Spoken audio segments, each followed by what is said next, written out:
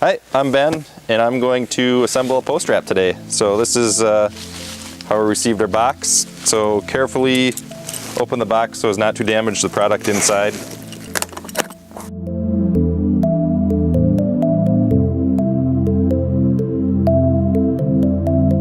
When you open your box, you should have the trim rings and all your sides for your post wrap. 2 sides A, 2 sides B, and a little can of PVC glue. Carefully set all your pre-mitered trim rings in a different place until a later time when you get that far. A little tip, you might want to leave the cardboard on your flat surface when you're hammering these together, just so you don't dent any of your pre-mitered panels. Get side A flat on your table or work surface with the grooves up.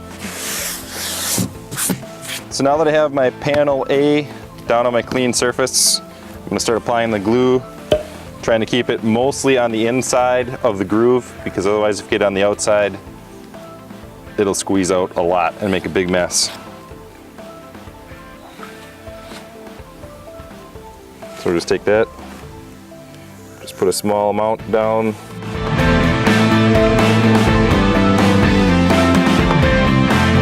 Again, if you slop to the inside, it really won't matter because that's not going to show. If you get to the outside of this groove is where you might run into squeeze out problems and have to clean up your glue later on.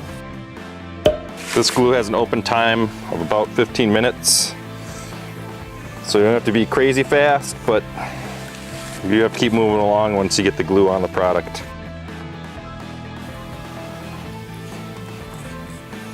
Then, just so I don't spill this, put the cap on tight.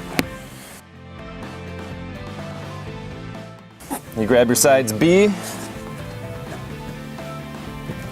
start putting them in. I like to leave them a little bit out and then tap them back a little bit just so they stay in place.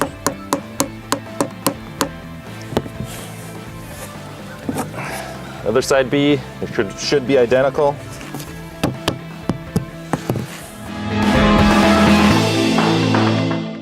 And then so you can hammer the glued side on, you have to not put on your not glued side temporarily. Gently tap it on.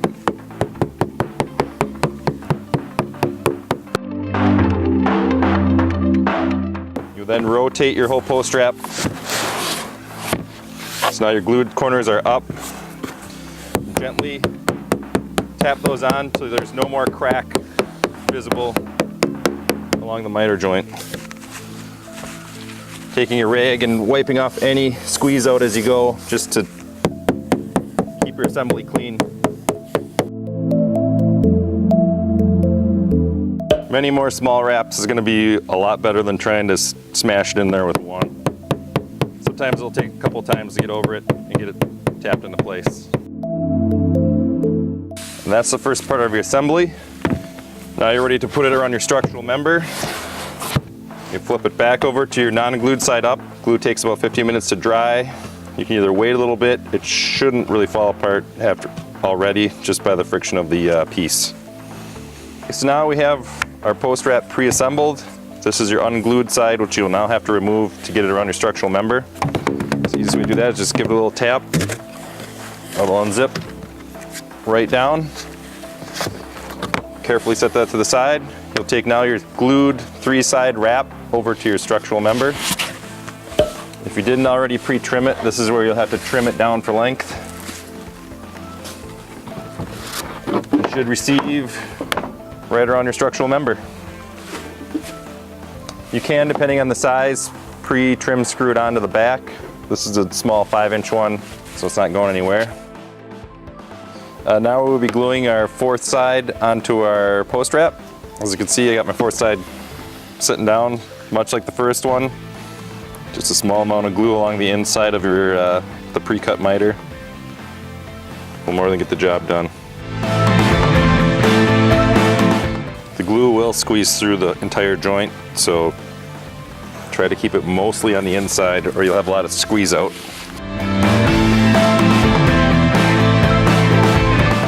All right, right, with the inside of the miter all glued, take that to your other 3 sides that are already glued, put it in place, and again, similar to the first time, gently tapping your miter the whole way.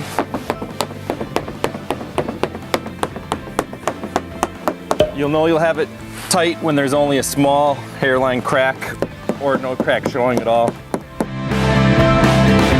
Again, you'll notice just light tapping is all it takes. Well, that's your 4-sided post wrap all glued. If you do have any squeeze out, it's best to wipe it off now before it starts to set. Now I'm going to start the assembly of my trim rings. As you can see, they come in the package all loose.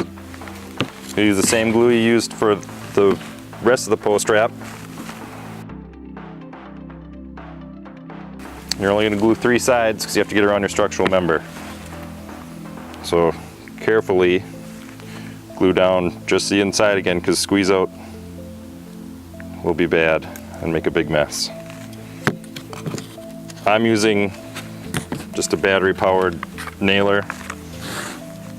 Being that the glue will actually make the bond, it's okay to use 18 gauge nails in this application. Carefully line up the edges. Everything is pre-mitered, so you don't have to worry about anything being misaligned. Repeat the process.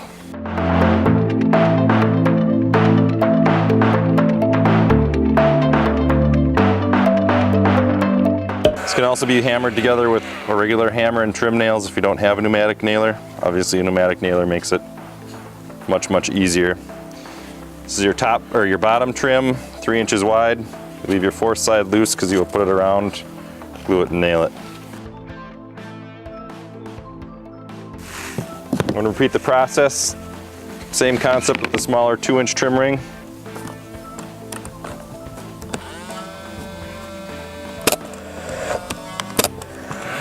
The more careful you are in the steps of lining these corners up, is the better your trim ring will look once you put it around your post wrap.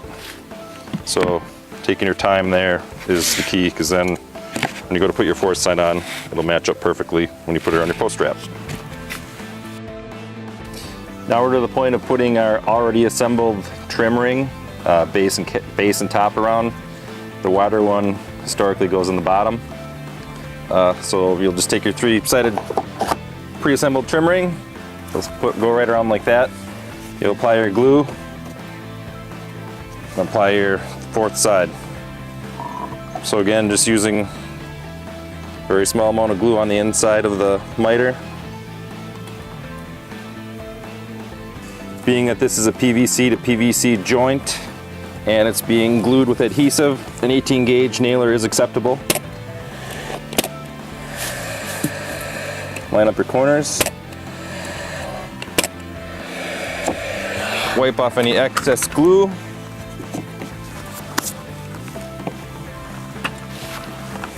And then a couple of nails just to hold it on there from rattling around. You can caulk or not caulk depending on how finished of a look you would like. All right, now we're gonna do our top trim ring, the smaller 2-inch one, pre-assembled trim ring. Place it around. Already have a small amount of glue on there.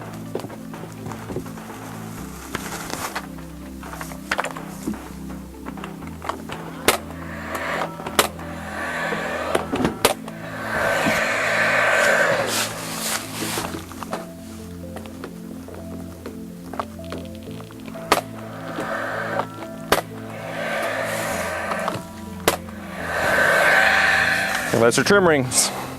Your post wrap is complete.